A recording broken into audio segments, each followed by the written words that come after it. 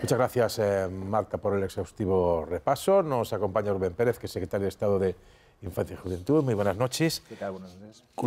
Siempre se dice, la siguiente generación, los padres le van a dejar pues, unas mejores condiciones de vida si viven en un mundo como el nuestro, como el occidental, pero los datos son los que son. Ahora es mucho más difícil independizarse.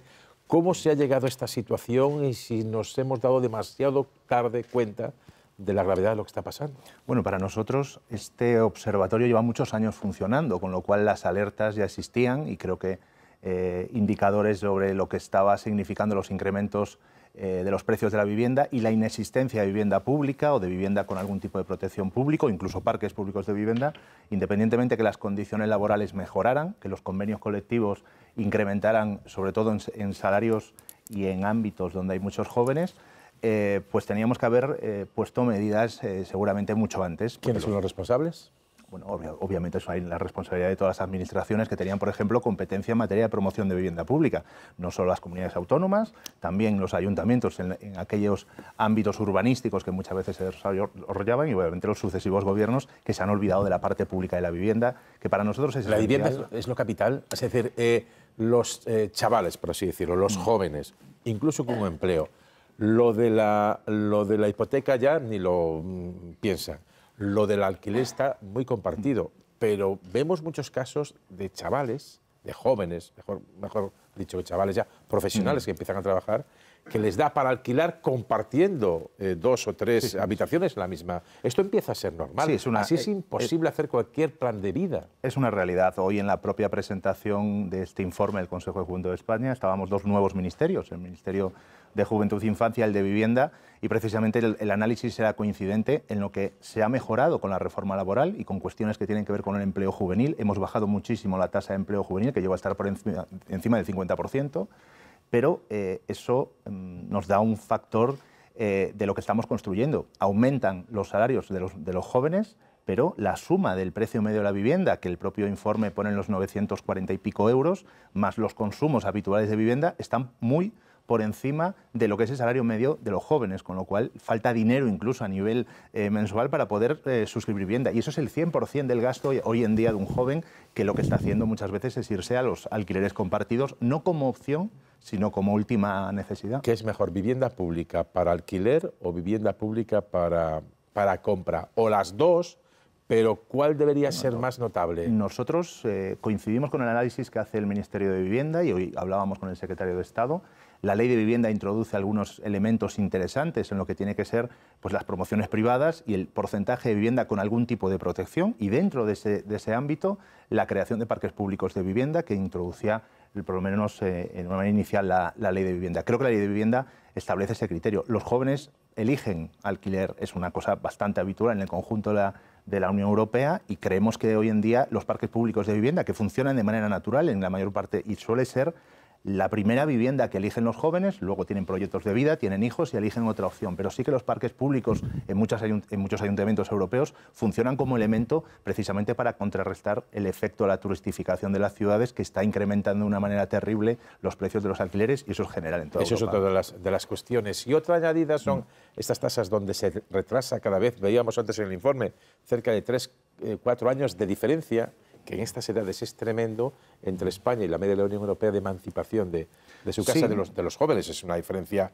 notable. Este informe mejora un poquito. Mejora un poquito, pero es cierto que se había sostenido antes de la pandemia por lo menos una tasa de emancipación relativamente decreciente. La pandemia ha cambiado muchísimo eso y en esta ocasión hay una pequeña, pues son décimas estamos hablando, pero sí que es cierto que hay una mejora. ¿No debería favorecer esto, digamos, de alguna manera la realidad social de que a lo mejor las grandes ciudades más pobladas, Madrid por encima de todo, pero también Barcelona, Sevilla, Valencia, que dejen de ejercer un poco de imanes y que la vida se plantee para el futuro en otras todas, en ciudades medias, en ciudades pequeñas, en parte por el problema de la vivienda? Yo no sé, el informe este habla además de que hay una diferencia notable en el índice de emancipación de algunas ciudades o comunidades con respecto a otras. Sí, y además son datos muy dispares entre comunidades y lo que da también es una magnitud de grandes ciudades, áreas metropolitanas que funcionan como elemento muchas veces de atracción, entre otras cosas porque es donde está el empleo. Las zonas rurales el empleo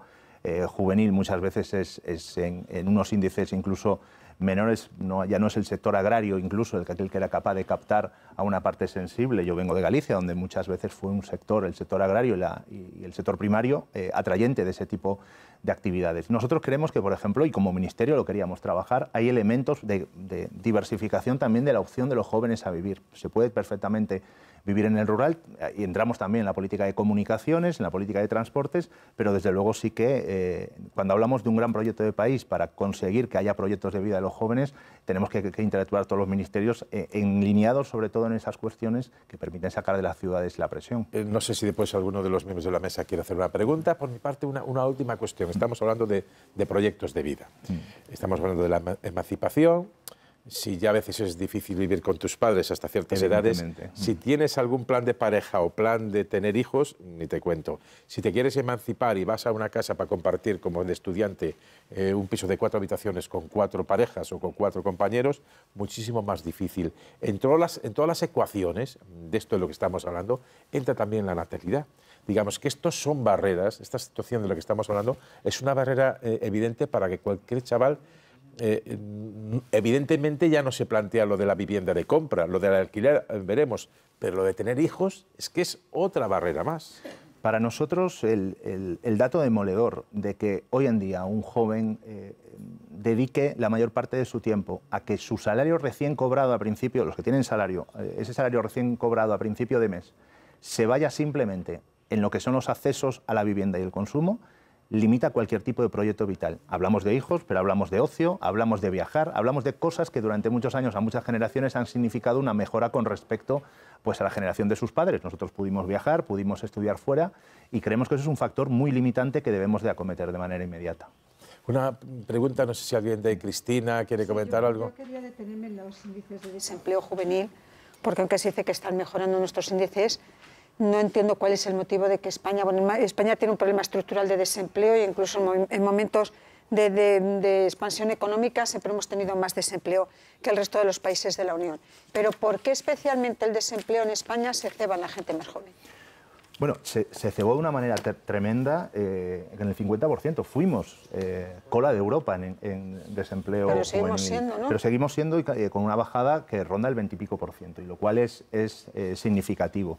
Y luego que también hay leyendas en este país que tenemos que empezar a desterrar, ¿no? Este informe también habla, ¿no? Decimos, hay una generación de jóvenes que no quiere trabajar. Y hablamos de los ninis y decimos, y además lo generalizamos con un discurso muchas veces que tiene para nosotros una política de rechazo de la juventud. Ahora mismo esta tasa de niños, de jóvenes que no trabajan y que no estudian es el 1 y pico %. Pero nos gusta mucho este informe del Consejo de Juventud de España porque introduce lo que ellos le llaman los sisis, que son jóvenes que trabajan y estudian y que están en el 34%. Es decir, hay muchos jóvenes que quieren hacer proyectos. La reforma laboral, podemos discutir muchísimas cuestiones, podemos abrir muchísimos debates, pero que ha mejorado las tasas de empleo en la juventud es una evidencia, y además una evidencia reconocida por las centrales sindicales y por los que participan en la negociación colectiva. Yo creo que eso se va mejorando, pero obviamente los sectores juveniles suelen ser tasas de muchísimos, digamos, segmentos de muchísima precariedad laboral. ¿Pero por qué hay ese problema estructural? Olvidándonos de que yo no contemplaba en absoluto es la opción de que es que no quieren trabajar o no. ¿Por qué tienen tanta dificultad para acceder al mercado laboral? Bueno, porque este país les da tan pocas opciones. Para nosotros ha desaparecido la industria, que era un factor de empleabilidad importante. En los sectores industriales entraban los jóvenes. Yo vengo de una ciudad como Vigo, donde había un sector naval que era capaz de emplear a la gente en edades muy jóvenes y seguir. Telefónica era una empresa de referencialidad a la hora de contratar. Creo que ha desaparecido un sector industrial que era capaz de catalizar el empleo juvenil y los hemos muchas veces llevados a hostelería u otros sectores de menor empleabilidad o por lo menos temporalidad de la empleabilidad. Jesús. Sí, si el problema principal que lleva a esta brecha que tenemos además respecto a Europa también en la edad de emancipación de los jóvenes es fundamentalmente el precio de la vivienda, de los alquileres, la falta de parque público de vivienda, y los precios disparatados, ¿no? Y resulta que desde bastantes comunidades autónomas no hay ninguna intención de aplicar los instrumentos que la ley de vivienda pone en marcha. La verdad es que el horizonte es muy pesimista, ¿no? La otra vía que algunos expertos ponen sobre la mesa es que hay pocas ayudas para jóvenes para poder emanciparse, ¿no? ¿Esa vía es más factible que las que ya se han puesto en marcha? Nosotros hemos puesto mucha esperanza en la ley de vivienda por dos cuestiones. Primero porque declara zonas tensionadas. Es importantísimo. En donde se declare zonas tensionadas se va a poder hacer un control y una limitación de los precios de los alquileres. No es un tema menor. Pero también introduce la creación de parques públicos, el fomento de un porcentaje suficiente de vivienda de protección pública con algún tipo de protección, que le llamamos nosotros. La gente confunde con vivienda social, que es una cosa muy concreta. Los niveles de protección de vivienda son muy amplios. A nosotros nos sorprende, por lo menos como Ministerio de Juventud e Infancia, que precisamente comunidades que han desterrado la posibilidad de construir vivienda con algún tipo de protección sean las que ahora se soliviantan con respecto a las cuestiones que introduce la Ley de Vivienda. Creemos que la Ley de Vivienda introduce potencialidades también para aquellas comunidades que van a tener pues que crear parques públicos, aunque no quieran, porque es una demanda social cada vez más importante. Última pregunta, Marisa. Sí, secretario de Estado. Yo voy a cambiar un poco el tema y me gustaría preguntarle su opinión sobre estas propuestas que están surgiendo para intentar restringir el acceso de los niños, de los menores de edad, a la pornografía. Me gustaría conocer su opinión sobre ese tema y si cree que sería efectivo pues estas ideas que están surgiendo, todavía no demasiado claras, sobre la posibilidad de introducir el DNI o que haya un control biométrico cuando se quiera acceder a ese tipo de páginas para evitar que los menores entren a ellos. Somos un ministerio que lleva un mes histórico, un ministerio de Juventud e Infancia por primera vez en la historia de este país, y desde el minuto 1, cuando mapeábamos lo que tendría que ser las competencias o lo que tenían que ser las políticas estratégicas del Ministerio, nos encontramos con este problema como un problema absolutamente de Estado. Nos felicitamos de la asunción por parte de la totalidad del Gobierno de la necesidad de abordar no solo la cuestión del acceso de los menores a la pornografía, sino la defensa y además la defensa de los derechos de los niños y las niñas a crecer sanos en un entorno digital cada vez más hostil. La ley tiene que ser así. Es cierto que estamos poniendo el foco sobre la pornografía, entre otras cosas, porque hay un trabajo magnífico que desde aquí queremos felicitar de la Agencia Española de Protección de Datos. Lleva muchos años trabajando en elementos de verificación de edad. Yo lo que no podemos entender es que en este país un menor dándole un botón puede decir que es mayor de edad. Y podemos efectivamente, y ayer estábamos viendo el debate muy interesante que hubo aquí en esta cadena, sobre si podíamos o no, o si íbamos a poner, como decían, puertas al campo, ¿no? Es que el debate lo tenemos que afrontar si somos capaces, porque la alternativa es que un menor dándole a un botón acceda a contenidos que luego redundan en otras cuestiones, que ya no es una discusión del Gobierno, no lo estamos planteando como una acción gubernamental, es que lo está denunciando en este caso la Fiscalía del Estado, que plantea que hay un incremento de un 116% de los delitos sexuales protagonizados por menores en 5 años, y luego el acceso en edades, los que somos padres nos escandaliza, de 9 y 11 años el primer acceso al porno, que además hace una cosa, cosifica, fomenta determinadas prácticas sexuales violentas y establece un criterio que para nosotros debe ser controlado. No entramos al debate de si porno sí o porno no, que eso entramos en unas cuestiones de puritanismo, moralidad, que desde luego a nuestro ministerio no nos interesa en esta fase, pero sí a la defensa de los menores ante un entorno digital terrible. La ley va a ser integral, no va a ser solo de pornografía, y nos felicitamos de que además se inicie con un comité de expertos. Los políticos sabemos mucho, los ministerios sabemos mucho, pero los expertos saben muchísimo más, y esos 50 expertos van a hacer un trabajo magnífico para que la ley encauce y ligue con otras leyes que ya existen, como la LOPIBI, de defensa de los intereses de los menores. Pues aquí lo dejamos, Rubén Pérez, secretario de Estado de Juventud e Infancia. Sí, hemos puesto juventud antes porque creemos que es